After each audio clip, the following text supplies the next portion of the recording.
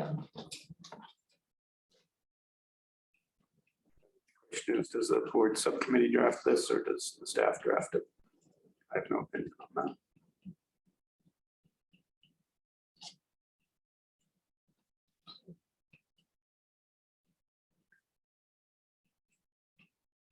I'm kind of waiting to know what you want to Well, do. I don't get to vote because I'm president, so there you go. But you put subcommittees together. You're the one that. I can put together a subcommittee, or I don't know how, you know, if are there people who want to work on it, I guess, would be the question. Derek does. I really want to encourage you to though, because you seem to be very aware of the issues. Yeah, I would like to, There we go. Sounds like. and then Person attending subcommittee. lots of And it. I'd be willing to step off if we're going to violate the meeting laws. I think three you is bring fine. more- It's fine. I So, don't know, yeah, I don't know the rules. you know, and it could be done probably if somebody drafts the first version, I would think you would do it Sheet it. email Email one. it. Yeah. Right. Yeah. It's just something, Maybe we just talk for a moment after the meeting, just to strategize for a second. I possibly don't have everyone's email. Actually, I likely don't have email addresses for everyone. They're on our website. They're on the board. Oh, they are. I can just, perfect. They didn't tell you your emails. Right, I just didn't look. I just didn't look yet, that's it. We make a new one that is public, everything goes to you. We put the ICPL emails on online. Okay. Yeah. I thought so. I actually believe I learned that I'm from it already. And your phone number. But addresses aren't anymore. Your address and everything's out there. not Oh, you took it anymore, off. they did, yeah, that's That's great. Noah's major contribution. Yeah. New board member. So far, yeah. Taking it far. I mean, there's other contributions too, but Well, thank you. Strong. we just all assumed. Of course, you have to put all that information out there and Yeah. and you Turns don't. out, Find out. no, turns you don't. Just as a note, as folks start drafting, if there's a rule that you want to articulate that the director or staff or anything is reflective of that, how we believe or what we might do, you know, I'm always happy to go speak, to go to other board meetings, to go typically when there are dramatic public issues at libraries, at a minimum, the bigger library directors will call and sort of say, hey, I hear what's going on. If there's anything we could do, you know, we're happy to come speak to your board, to come to speak, make a public comment, or whatever might help. So there is sort of another level of, there's things that don't feel like you could fit into that statement, but you'd like communicated. You can always fold that into how we reach out. But I actually think if I'm understanding the comment correctly, there's potentially here for an interesting dynamic, because if one library might make a statement, there might be others in the state that will make a statement that would get the attention of Des Moines, because they think otherwise Des Moines is going to say, it's Johnson County, it's Iowa I was City. gonna say, yeah, Whatever, let's do it just because it's Iowa City. yeah, we, But like if others, if someone else could say that, They're probably like, Yeah, schedule. Ames and Cedar Falls did the letter, like, you know, And I there's a think couple that to do it. the letter will have a different impact than, I'm gonna be honest, I usually make a phone call because Right. it's less discoverable. That if the board, if I did say, hey, I support your situation, and later Tom called me and said, I don't know if the board supports it. Then it's more of just a personal Yeah. reach out. But I like the idea of a board statement. I think it will be a good gesture for the state. and I think it's also important to think about the impact that it has on our local community. I mean, I think people would be glad to hear us affirm that.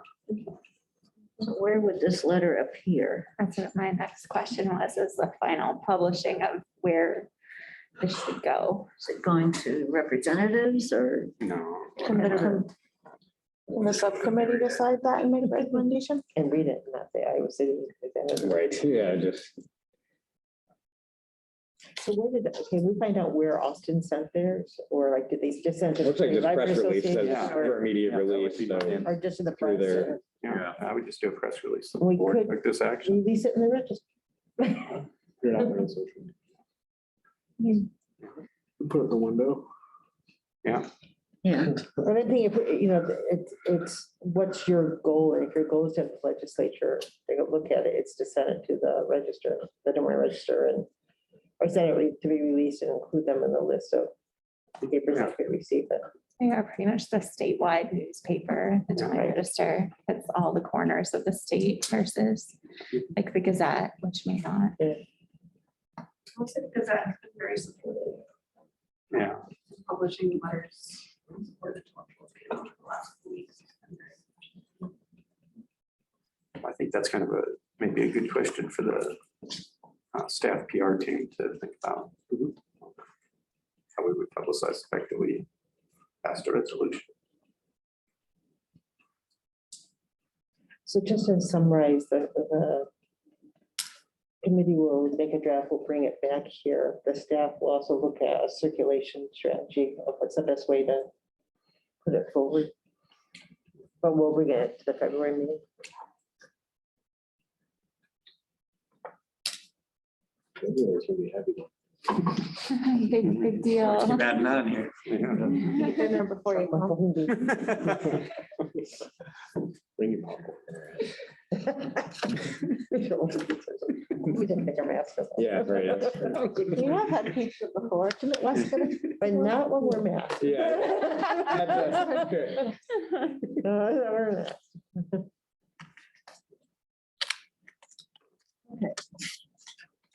moving on to an update on COVID opening guidelines. So this is something we talked about a little bit last month, the idea of this evolving document that sort of helps us make decisions about services and our work model during COVID. We've gone from a pretty scripted benchmarks document to the phase document to now we're sort of back into that. We don't really know what's going to happen, but this is what we think we'll do. And really what this is leading to is what we hope will be a concise document of what are the essential services, both external and internal, and at what level of staff absenteeism can we make those happen? So, and I would say I really hope that we wouldn't need to create a document like this, but with the how contagious the current variant is, I'm just sort of looking at the ripple effects of there's an exposure in an elementary class and how many people that can affect, and then how long the testing cycle can be. So we want to be prepared. I know it seems to think about a 50% rate of absenteeism seems out of line, but it could happen. So that's where we're coming from with this. We actually had started an absenteeism-based document sort of way in the beginning of COVID. And we went back to that to sort of glean what we could from it, but our thinking has changed a lot. So this was a lot of redrafting. And it's absolutely in draft form, but I wanted to share what we had to kind of get some feedback from the board about, does it make sense to this group to base it on those essential services and staff availability? Are there other benchmarks you'd like to see worked in? And as we work through this, clarifying this, and then as we move into implementation, what is this group's vision for communication as we might make these shifts? So if, for instance, we got to a point where we thought we needed to change operational hours because we couldn't cover essential responsibilities, do we want to do special meetings? What would work for this group? I don't want to have a situation where a significant decision is made that feels like it wasn't discussed adequately. guess the question as a starting point is what absentee rates have been. Hopefully, we've just been through the most contagious piece of it. I work somewhere where many people don't mask, and we've seen absentee rates significant. How has it been at the library? Trying to think. And if you're thinking it's hard, it must not be terrible. It has been Good. I'm trying to do the mental math. That's Okay. the percentages. Pardon? It's been about like a food freezer. Yeah, I would say on a given day, we could have, I don't know, 8 or 10 people call out. That's like 2 or 3. Across all shifts, do you think? Yeah. Okay. Okay, so this is really good plan. Yeah, Yeah. we're doing pretty well so far. Okay. I personally like this document. I think it's very useful identifying the things that you feel that absolutely have to happen. And as far as, at the beginning of COVID, when we made decisions, we did it as special board meetings by Zoom. And I don't know if we could do Zoom meetings anymore for that. We couldn't, but it seems to me like if you got to 50% absenteeism, well, that would be pretty dramatic, but also the way Omicron works, it seems like that could, it could change really quickly. I don't think I think if you get to 30% or whatever, you have a lot of people out, I think, in a week's time, they could be back, I don't Right. know. I also don't think we could have a special, like if 30% call in at 8 AM, we can't have a special meeting at 8:30 to Right. change. Yeah, I really like the idea of sorted activities, by essentialness. And I think you should just let us know if you have to do something weird, because as Hannah points out, it's gonna happen fast. My only concern is that this assumes there's a lot of cross-training going on. And that, that the people who are absent or the people who are attending can handle some of these tasks. And whether it's realistic at all. Yeah, I feel like I tried to make a note that was sort of like, all of this could change if a whole department is out. or- Right. or- Right. Department goes. It's just, this is dependent on multiple people being able to do certain tasks and. It's just. Considering community needs, skill sets. and Yeah, right. of on-site staff. And there's nothing we can do in advance. It's just, it looks good on paper, but I think it's gonna be more fragile. Yeah, so I did include the other staffing scenarios that might require a closure. Any one department is completely out, all but 2 members of the leadership team are out. If a classification of staff is out, like all patrons are all. I mean, out, like, how many people really know how to pay our bills? Maybe 3. Real, 10% of And them, we they're all all. work within 10 feet of each other. And they all work next to each other, very close. Do we often have like a bill that has to be paid today? Today. Well, that was part of the conversation of trying to decide what is essential. I mean, Paychecks are important. what can we let ride for 30 days or 60 days? We've had these contracts for a billion years. But there are the things like payroll. There all should happen. The fortunate thing about that and other really prescriptive bill paying is we do have city to lean on. So they wouldn't be thrilled on a Tuesday morning to get the call that we're not processing payroll and we need them to do it. But I think that they would be able to, unless they also were suffering from. Nobody in Iowa City. Collapse that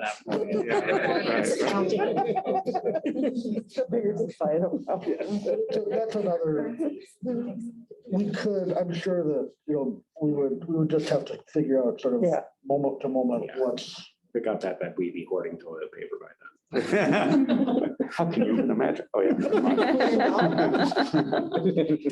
So we can keep kind of tweaking and maybe add a piece about what that communication would look like, what we plan for that to look like.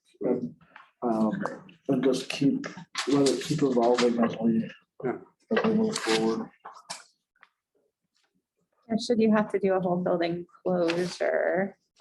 Let's hope that never happens. But you already somewhat have the PR put together because you had to do a whole building closure already, unfortunately. So it is, and your timeline for communicating that to the community. And that was on a Sunday morning, that decision was made, we closed that day.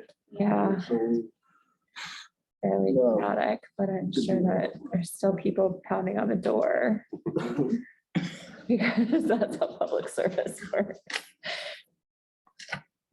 Okay, we ready to move on to the ADA accreditation review? Man, they have to measure a lot of things. So Yeah. the reason I included this was, if anybody remembers the last accreditation cycle, Right. John Beasley had a lot of questions. I think we all agreed, as well as other board members, but he had a special interest in it. And we just decided next time, if we can make it work, let's get this out a month in advance.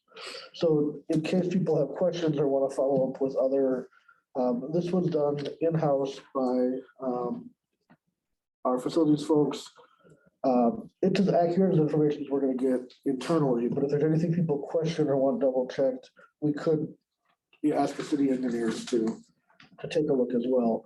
They won't know anything, they'll use the same information that Brad and Joel used, but I just wanted to put it out there because last time it was sort of a point of stress.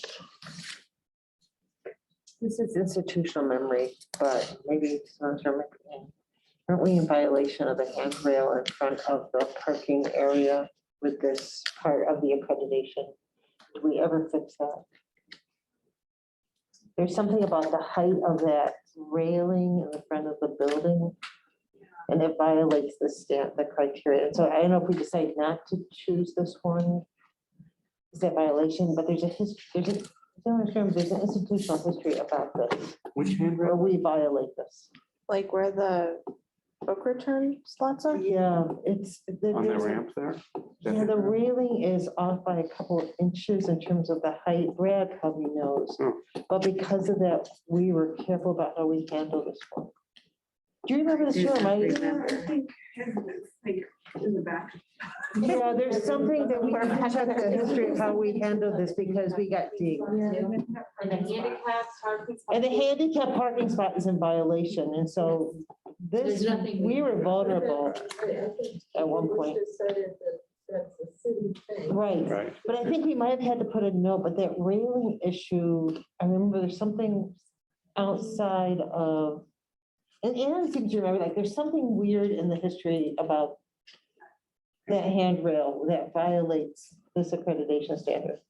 It's, and we kept saying this is insane, but we might want to get ahead of it before this goes in and figure out the institutional history.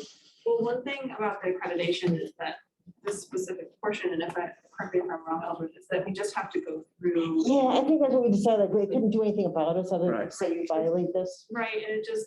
But it was something, it's something really just weird. I think what the state wants us to do is to, each accreditation cycle, go through one of these Yeah. exercises so that we can identify those issues and it's not necessarily a bearing on accreditation itself. It's Yeah, just okay. um, And Brad may be the one to remember this. I just remembered measuring, that was measured repeatedly, and we were off. I could ask him, but we got. It's something so ridiculous, but it's like, it doesn't. An inch off. I remember right from last time, that was one of trustee Beasley's concerns, when they were essentially following directions, but we essentially turned in a list of saying yes or no. The state library doesn't care, but we're Right. publicly saying we checked no on this. So if we did that and we don't remedy it, then what does that mean? I mean, I'd say you don't, you don't come back to the board, but I just think someone might want to look at what we did last time, because there was some discussion. Extremely rare to find a large public building that's just perfect. Right, but this was like a really ridiculous, I see that. well, from our viewpoint, like, it wasn't anything functional, it was just a standard. I have expressed to the state library my dissatisfaction with asking us to do this. Just as an example, I just opened it at random. We are reporting whether or not no more than 3/4 of an inch high to the top half an inch of a beveled ledge, no steeper than 1:2. Right. If the, like, we are fortunate that we have a crazy. facilities team that has our blueprints and our building plans. If you give this to some small library, I mean, how are you supposed to measure this?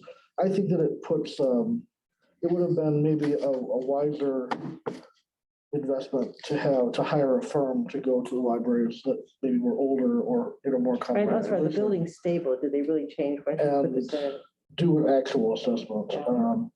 But it remains part of the accreditation report, and I didn't feel like it was worth risking to make a point. Yeah. So Is Yeah, it I true know. that like it's just a number of no's that you check changes your, like, it's not one violation, but it's like if you have 30 violations. I don't even Doesn't- think it doesn't does. I wonder if anyone mean even anything. reads No, that. it's- Like if they were- Process requirement. There is Right, a requirement that you right. No, check. I did it at the Winfield Public Library, which was never gonna move up a tier because it didn't have a handicapped accessible bathroom in the metal shed that it occupied. Yeah. So like, I understand that piece a little bit. but, One of the bullet points is that checking no or NA does not negatively affect your accreditation. And that's another piece that I'd like to see explored is why do we tie it to that if it's not connected? I think it's just, it makes him one less due date during the year. But I will check in with Brad and others about what they remember about the handrail. And I then- think if there was handwritten, there might have been something about the handicap spot, you could ask me about that too, there was something We about. did it, I think the Like he took handicap, care of us, like something we have to know that we're gonna violate some standard. Handicap spot might be, it is, had to do with election standards. I don't remember You yet. can't exit your vehicle and walk into traffic, Yeah, and that's how ours is because of the angle. yeah. Um, Brad did it last time, so Brad is the one who's. the this expert on it. report specifically says priority 2, and we didn't do priority 2 last time, we did priority something else. No, we did One, two a while back, we had done two before. Not that I've been involved with, but, I mean, I remember the conversation last time, but it was a different it priority. was different. It was, I don't remember what it was, I think it was specifically entrances and exits. something like that, because we talked a lot about the lobby, it seems like, You know, okay. Staff reports would be elsewhere. yeah, I tried sort of a different model with the director's report. I like to mix it up, see what people think. And I put those comments about the stats and those other reports in here, thinking it might make it easier than having a bunch of memos. That takes up sort of a bulk, and I'm happy to talk about it or not. Just gave sort of an outline of other things. Some of them, like the OSHA vaccination and testing standards, I just thought the board should be aware, just in case those come back or not. That there was obviously some staff conversation about how folks feel about that.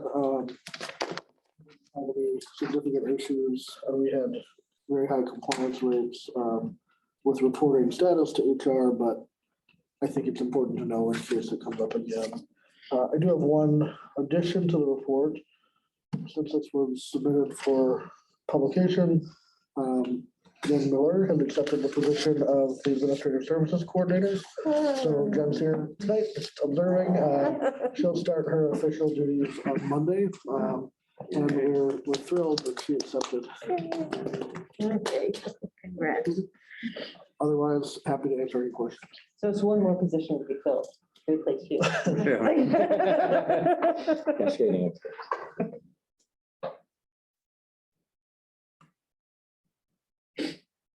Well, I had the pleasure of sitting at a table with Jen, the staff in service day, and I didn't know her at the time, but everybody else there was saying, I can't believe how many jobs you do. So, you have another one.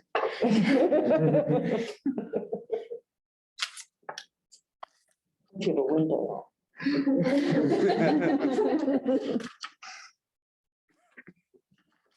Anything else? Comments, questions for Ellsworth? Great. Jason?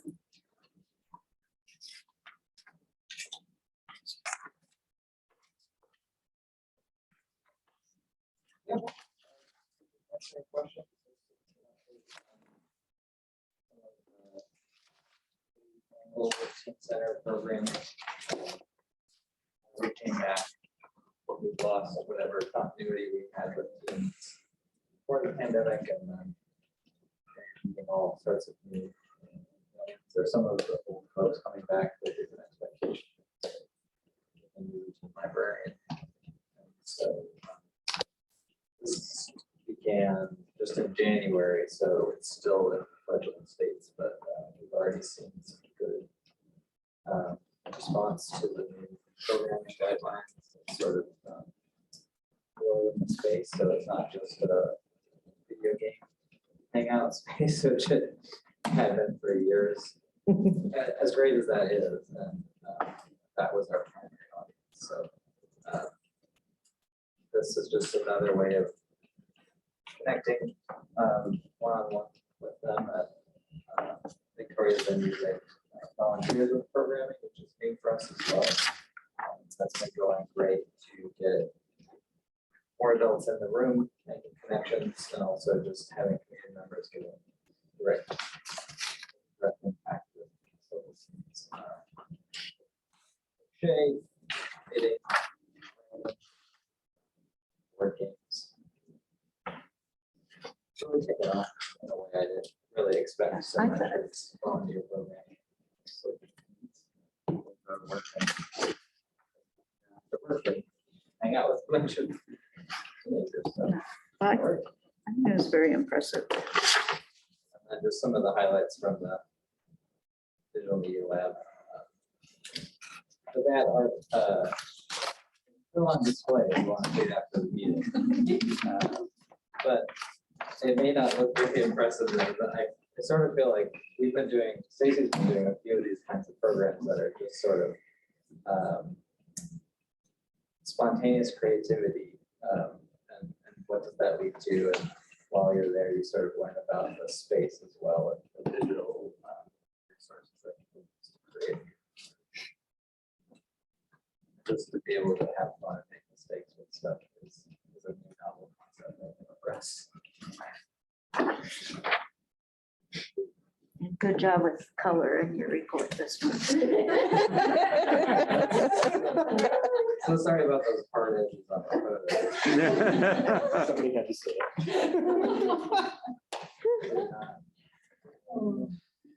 And then share their. And now we see I know. you. I'm just gonna have to keep Welcome on the second, so we're just doing interpretive dance. I work Wednesdays from 5 to 6 at the info desk, and the teen center is hopping. It's great. Yay, it's We're all great. doing different things in there and having a good time and talking to each other, and it's just such a wonderful thing to see. That's great. Yay. Okay, Sam. I guess I just wanted to point out to some folks who are maybe being new on the board that I kind of inherited an excellent volunteer program that had to kind of like dissolve during COVID. A lot of what our volunteers did was check in materials for us, which is quite amazing, a novelty in public libraries if you have a history and experience with it. So when we were thinking about how our pages have really taken that role on, and we almost have like the library school that feeds into the page program, and this gives them experience with the ILS, and this kind of gives value to our staff. What can we do to add value to our volunteers? So we kind of brought out some more front-facing things like the welcome desk and kind of leaned into their feedback. And so I'm just trying to give you a snapshot of some of those innovation pockets of CAS, and I think one of them is just how the page program is growing. I think it's awesome that they've been able to do mobile paging and save us some paper. I kind of like to lean into those city initiatives with going green. So like, we're saving you 15,000 pages a year. So we got that going for us. But I also just kind of want to give you a snapshot that we are kind of starting to level off. Our item reserves are obviously either seeing a bump because folks are very aware of how to use the whole shelf after the last year and a half. So it's, that increase is great. But just we've also seen that leveling off of folks who are also coming in. So it's not 22,000, it's closer to what we were expecting. And then just kind of giving you some highlights with programming. Along with looking at the PAGE program and our volunteer program, this was an opportunity for us to think about how we conduct outreach. It was very senior heavy and folks have not wanted to see us for a while, understandably. But now we're kind of going back in with our lobby stops. So it's nice to connect with those groups again. But this opportunity also gave us a moment to think, okay, are there some underserved populations that we haven't been really rocking some outreach with? So I'm very proud of Heidi and Shauna for taking some of that time on Friday mornings to go visit Prelude and kind of see how we can support the shelter and make sure that folks have access to services. So just kind of want to highlight some of the good work.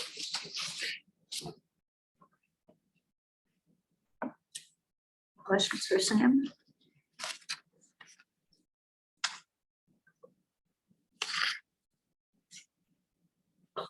Is the bookmobile fixed? We've got batteries, we've got awnings, we've got books, we're doing great. I was on it And this heat. week. Yes. And he, yeah. Just no mild consideration right now. Okay. Patty, do you want to highlight anything in your report? Just that we are continuing to be all about raising the money for these fun initiatives and book with batteries. Who knows what else? No, I'm being facetious. That's in the budget. 10 batteries. I will budget for that. Anyway, we had a great program last night with local libraries lit and Jeannie Crusette, I learned this, how you say her name. 89 people had registered, 55 showed up, it was online. She was fantastic. She talked about public libraries. I don't know if anybody here was there, but I don't think so. It's okay. The impact of libraries on her life. Kirkwood Community College is now going to teach from this program. University of Iowa, we understand, once they heard Kirkwood is going to use it in their something classes, maybe also exploring that possibility. So it's just really exciting to see it grow and see it kind of take off in the community. R.O. Kwan is our next speaker on March 3rd. Last night's program, we had 10 people who registered directly when they heard that. Yeah, we'll be back. So we're excited too. Tomorrow, we will shop at Sidekick Coffee and Books in University Heights. I'm gonna try and stay up till midnight. It's my online order to pick up over the weekend, but it's just great to be in a place where I don't think we've ever been turned down by a community partner who says, no, sorry, don't want to help the library. When we call and ask them. These events. Other than that, I'd be happy to answer some questions.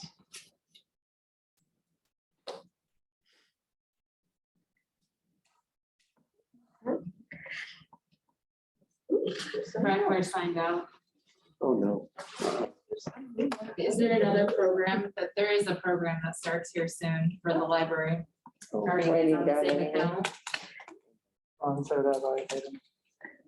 Well, we'll rush through the rest of it here. Oh, one last thing. Is this the right time, Patty? Okay. Sorry. To committee reports. Committee report. Miscellaneous, I don't know what that is, but the president's report, I really didn't prepare a report because I couldn't think of anything to put in it. I was looking at the agenda and apparently next month I am to appoint a nominating committee. So if anyone is interested in serving on the nominating committee, we usually have 3 people. And they nominate the officers for next year and the officer would begin their job in July with the July meeting. And it would run through June. So if you're interested in serving on that committee, let me know. If I don't hear from anybody, I'll just pick some people. And I don't know, where did we leave are there people who want to be on a committee to evaluate the strategic plan update report format? Not for the next strategic plan, or do we want to do it now? we can do it either way. I think we can definitely work into the design of the next one either way. Or we can also adapt how we're doing it now. Or we can just take a different approach next time. Maybe with the next report. I personally don't have a problem with this format, but maybe some do. We've been talking about a lot of committees today. If we try it a little bit different next time, and it still doesn't feel like we're getting closer, we can do a committee then. And then maybe with more intentionality at the beginning of the next one. That might answer the question. So basically, let me know if you're interested in being on the nominee committee. Announcements from members? We have a committee report from. That's next. That's next. Oh, yeah, I apologize. Okay, committee reports. We've got two committees that are active right now. I think the foundation membership are representatives. And we had our latest meeting on Tuesday of this week. And, oh, sorry, we're having a meeting on February 17th. There you go. Thank you, Patty. Sorry, my brain's. Yeah, I missed a meeting. I was wondering, I was like, oh God, how did I mess it up that poorly? Thank you, that's all. That is all. Okay, and then the ongoing working committee right now is the Director Evaluation Committee. And we are moving along and we'll be ready for the evaluation in February. Thanks to everyone for doing your surveys. Except me, I haven't done it. I'm gonna abstain because I haven't been here long enough to have an opinion. That's valid. Okay. Communications. Are there any that weren't in the packet? Then we are on to the consent agenda. Is there a motion? Are there amendments that need to be made, or is there a motion to approve the consent agenda as it appears in the packet? My name is misspelled in the minutes. So if that can be corrected.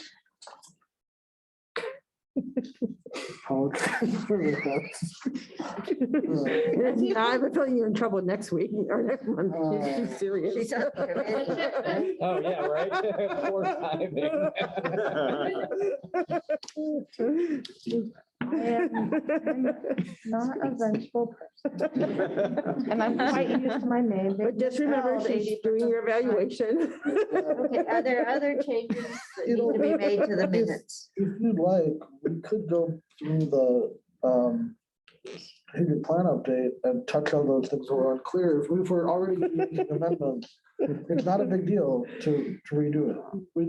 That would catch it before it goes into the archive. It's okay. I'm not asking for any It's okay. changes. I thought it was great. My only concern was I didn't understand some of the words. and one of the objectives. That was my only. Are there other changes that need to be made to the minutes? Okay, so is there a motion to approve the consent agenda? So moved. Seconded. All in favor? Okay. And then the last item is setting the agenda, which I think we've, Can I ask a quick question? yeah. Can you tell us a little bit about how we're functioning as a warming station for the public right now? Are we opening the doors early for people in these very cold days? Or are we just not doing it this year? We have not met. Is there a place for them to go somewhere? There, yes. City Hall is the warming center and Robert A. Lee. The reason we decided not to have us be an official warming center was it really does put a burden on facilities. And with potential staff reduction, we were worried we weren't gonna be able to maintain it. Does City Hall make it difficult for some people because of the police department being right there at the front door? Probably, but Robert A. Lee is just up the block. And they're familiar with, So I think that it's communicated, okay. it is communicated, and we haven't. They open at 6 a.m. Yeah. Okay, so there's something that people know about where they can go. The last couple of weeks have been very Yeah, we cold. haven't had any feedback. And when I do see folks, like maybe have slept overnight, or we do try to communicate, even if it's just for the one-to-one, like, do you know what's open, you know? Okay, it's just a change from what we've done in the past, so I appreciate knowing. Okay, so the agenda for next month looks like it includes the director's evaluation, and we will go into closed session for that, and then we'll come back and open up the meeting to the public. Set the hours apparently for next year. I'll announce the nominating committee. I think we have added making a decision about fine-free policy and also reviewing a statement regarding intellectual freedom and collection policies. Anything else you want added to that meeting? Maybe we'll take March off after that agenda. Maybe, so we have those policy reviews. Okay, in that case, I move to adjourn. Last meeting was so short. For 40-something. Right. Here, you asked the city, the very specific language going on. Yeah. You still, well, and that's Well, what not it in- is. So it's really, oh yeah, early in my development today was practicing challenge phone calls. Yes. the And I only